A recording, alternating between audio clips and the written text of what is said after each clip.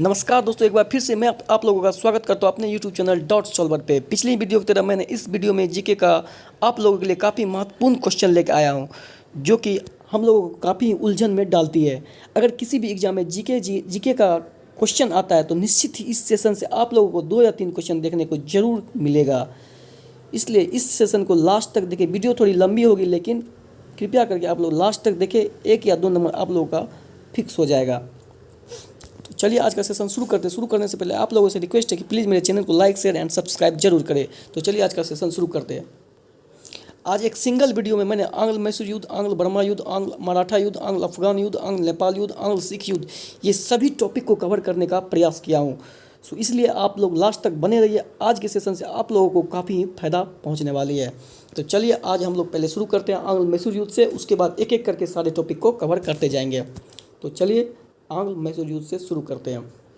तो आंग्ल मैसूर युद्ध, टोटल 4 आंग्ल मैसूर युद्ध हुए थे, जिसमें कि प्रथम 1767 से 1769 के बीच हुआ था। उस समय ब्रिटिश का नेतृत्व जोसेफ स्मिथ के हाथ में था। द्वितीय आंग्ल मैसूर युद्ध 1780 से 84 में हुआ था। उस समय British governor general Warren Hasting था। एवं तृतीय आंग्ल मैसूर युद्ध 1790 से 92 में हुआ था। उस समय लॉर्ड कॉर्नवालिस था।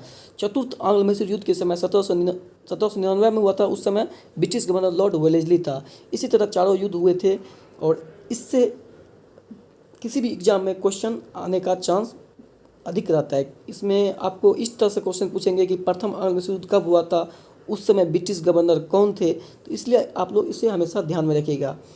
और इससे क्वेश्चन आता है कि प्रथम आंग्ल मैसूर युद्ध जो है वो किस संधि के तहत समाप्त हुआ था। तो हम लोग आंसर करेंगे प्रथम आंग्ल मैसूर युद्ध आपको मद्रास की संधि के तहत समाप्त हुआ था।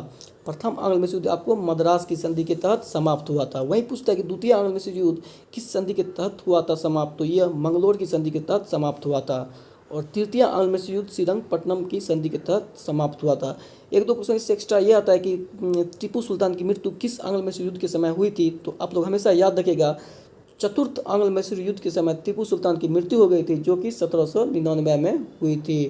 तो इससे काफ़ी क्वेश्चन एग्जाम में आता है, इसलिए आप लोग इस वीडियो को बार बार देखिए ताकि आप लोगों को याद हो जाए। तो चलिए नेक्स्ट स्लाइड पे चलते हैं। दूसरा स्लाइड में होगा हम लोगों का आंग्ल बर्मा युद्ध। तो चलिए आंग्ल बर्मा युद्ध को भी देखते हैं।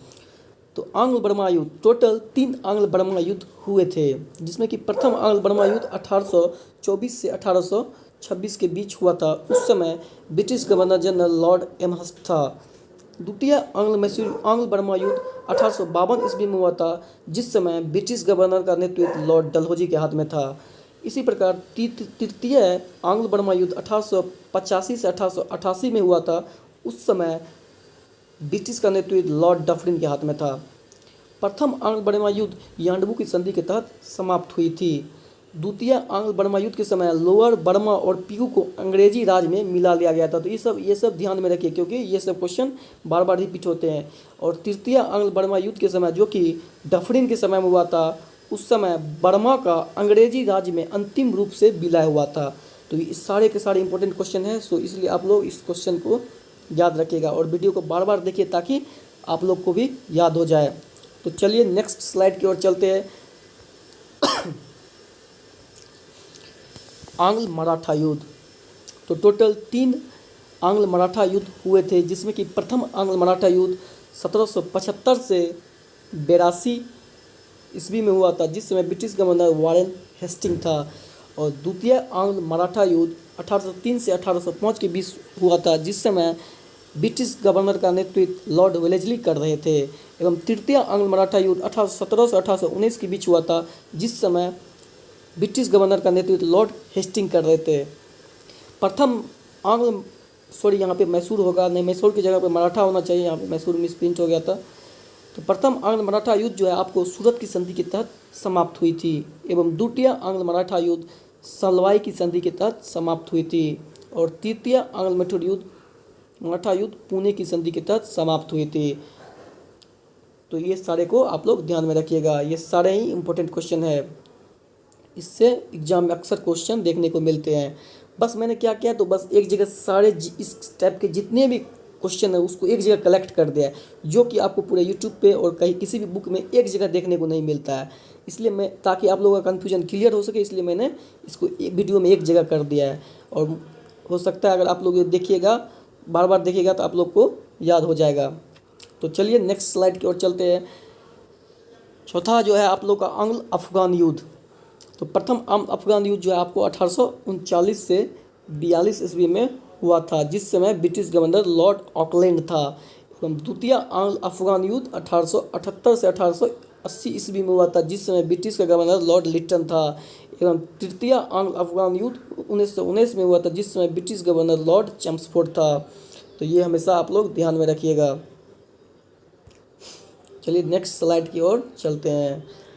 आंग्ल नेपाल युद्ध 1814 से 16 ईस्वी में प्रथम आंग्ल नेपाल युद्ध हुआ था, जो कि उस समय गवर्नर जनरल लॉर्ड हेस्टिंग था। इसमें नेपाल के अमर सिंह थापा को जो है ब्रिटिश के सामने समर्पण करना पड़ गया था। अमर सिंह थापा को, तो ये सब याद रखिए, ये सब क्वेश्चन अक्सर एग्जाम में आते रहता है। आंग्ल नेपाल युद्ध का अंत जो है आपको सुगौली की संधि के तहत हुआ था। तो चलिए आगे बढ़ते हैं। अब आगे आप लोगों का आंग्ल सिख युद्ध। तो प्रथम आंग्ल सिख युद्ध आपको 1845 से 1846 ईस्वी में लॉर्ड हार्डिंग के समय में हुआ था। एवं द्वितीय आंग्ल सिख युद्ध 1848 से 1849 के बीच में हुआ था, जिस समय गवर्नर जनरल आपको लॉर्ड डलहौजी था। और ये संधि काफ़ी बार पूछी है एग्जाम में कि प्रथम आंग्ल सिख युद्ध के समय लाहौर की संधि हुई थी। लाहौर की संधि कब हुई थी? तो 9 मार्च 1846 को। काफ़ी बार एग्जाम में आ चुका है, इसलिए आप लोग याद रखिए। इसमें सारे के सारे क्वेश्चन आप लोगों के लिए काफ़ी इंपॉर्टेंट है, इसलिए इस वीडियो को बार बार देखें ताकि आप लोगों को ये सेशन का एक एक क्वेश्चन याद हो जाए, क्योंकि इससे अक्सर ही क्वेश्चन हम लोगों को एग्जाम में देखने को मिलता है। तो चलिए आज के लिए बस इतना ही। उम्मीद है कि ये सेशन आप लोगों को काफ़ी पसंद आया होगा, क्योंकि मैंने इसमें एक ही सिंगल वीडियो में इसको एक जगह कलेक्ट करके आप लोगों तक पहुंचाने का प्रयास किया हूं। अगर पसंद आया तो प्लीज़ मेरे चैनल को लाइक शेयर एंड सब्सक्राइब जरूर करें, जिससे हमको मोटिवेशन मिलता है और आगे भी हम आप लोगों के लिए इस तरह का वीडियो बनाने का प्रयास करते रहेंगे। Thank you.